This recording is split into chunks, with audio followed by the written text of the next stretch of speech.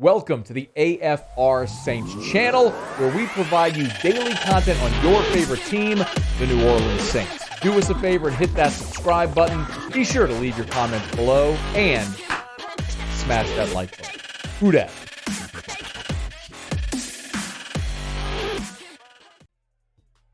Man, one of the most welcome sights at Saturday's preseason game between the Saints and the Baltimore Ravens was Michael Thomas on the sideline in his warm-ups with his white gloves on, catching passes from Jameis Winston on the sideline. It was a very clear indicator that that the organization is healing from that fracture with Sean Payton and Michael Thomas. You all know the story by now. It's been told a bunch. Thomas had the ankle injury. He worked so hard last year to get back on the field, try to play through it. He did not want to go for surgery and basically ghosted the Saints in the offseason. Showed up for his mandatory minicamp, was not 100%, and they had to operate. Now he's going to miss part of the season. The Saints were very vocal with their displeasure. Michael Thomas took to Twitter because that's what people do now. There's a lot of speculation that he would be gone, be traded. But Sean Payton and Michael Thomas got together last week and apparently have worked it out or started working it out. And this was a great sign. Injured players oftentimes don't get on the flight to go and travel to a preseason game. Sometimes they don't travel to regular season games when that's the case. This was as much of a very public show of support and solidarity and unity as anything why Mike Thomas went there. Sean Payton, after the game, did talk briefly about Thomas being there on Saturday. Look, he's part of the team, and it was great seeing him. He's doing well. He's ahead of schedule, but outside of that, he's excited to be around these guys, and we're excited to have him around these guys. It's just right down the road. But it wasn't this big kumbaya moment or anything like that. It's just right down the road? Okay. I mean, you had to get on a plane and go to Baltimore, but okay. Now, the other thing Sean Payton said in there is he's ahead of schedule. Play it again, Muse, if you would, real quick. Again, Sean Payton talking about Michael Thomas. Play it again. Look, he's part of the team, and it was great seeing him. He's doing well. He's ahead of schedule. But Now, how far ahead of schedule is he? That is going to be a very interesting question to answer. Now, Jason LaConfora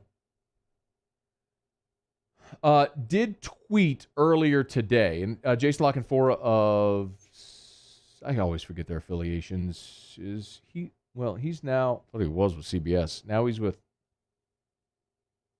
I don't even know who his affiliation is anymore. Anyway, but Jason LaConfora confirmed that. He said, Sean told me Friday he expected Michael Thomas will be back, quote, sooner rather than later, and expressed strong confidence in him for 2021. Obviously, still recovering from surgery now, but sounds like they can salvage this relationship. That's great news. But again, another sooner than later. So what does that mean? I think overwhelmingly, we were all just assuming that this type of injury with the surgery would put Michael Thomas back after the bye. I mean, I think you would all agree that that's sort of been the understood or discussed timetable. The Saints play the first 5 weeks. They have a bye in week 6. Maybe Thomas is back for week 7. And if that's the case, that would be great. He'd miss 5 games and be there for 12 games. Could you possibly get him back before the bye? I have said, and I've gone on record, my feeling with this Saints season is it's all going to come down to what their record is in the first 5 games. I don't think this is a 12-13 win team this year. I think they're very likely hovering right around 500, either 9-8, 8-9. I would love it if they could get to 10-7, because I do think 10-7 is going to be a lock to get teams in the postseason. What we don't know yet is what does it really mean if you're 9-8 or 8-9? Like, if you're 9-8, are you more like a 9-7 team or are you more like an 8-8 team? We don't know. So we're going to see how the standings, how that behaves with the standings as we play it out with a 17-game regular season. But I think the Saints, if they can get to 3-2 going into the bye, I think they position themselves to be a playoff team.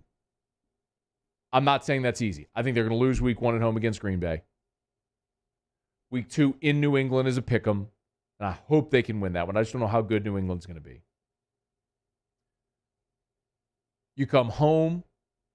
You go to Carolina, which is a winnable game. You're home against the Giants, also a winnable game. You're at Washington. If you could find a way, I think,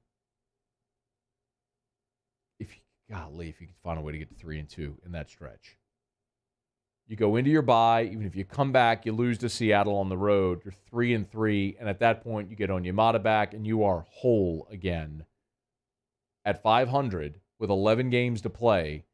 And if you're a game over 500, I think you're a playoff team. I think that's doable. But, man, if you could be at 3-2 going into your bye, that would be massive. And if you can get Michael Thomas back before you go into your bye, obviously just it makes you that much better. It's that much more of a security blanket for Jameis Winston. It just makes you that much more dynamic.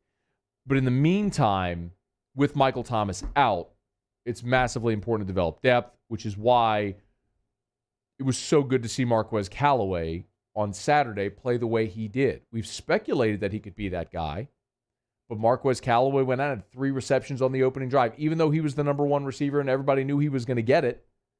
And look, those weren't cheap catches, man. He's running out there against Marlon Humphrey. He's going against one of the best defensive backs in the league, and he's making plays.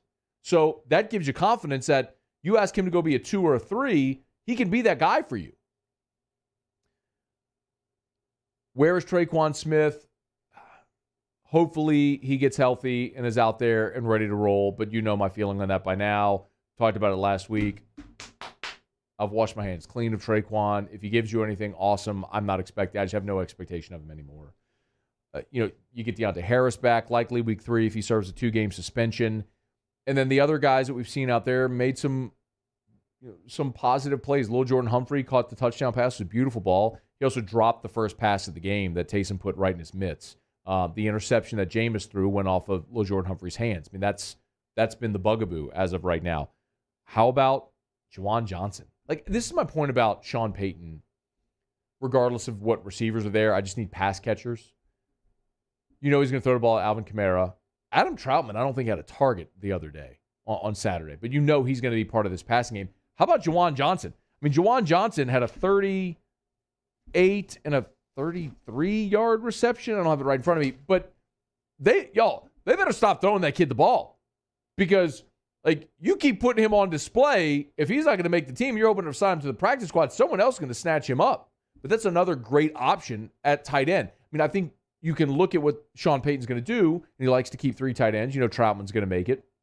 And you're likely going to keep either Vanette or Garrett Griffin as sort of the blocking tight end that fills the Josh Hill role. But if you can get another pass catcher in the mix, awesome.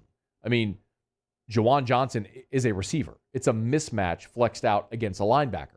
I like that. That big body dude against a linebacker or safety, it's a mismatch. I love it. Give me more of that guy. They'll find people to catch the ball, but you're just going to be that much better whenever you get Mike Thomas back. Hey, thanks so much for watching. Please leave your comments. I love to interact, and be sure to hit the red subscribe button below.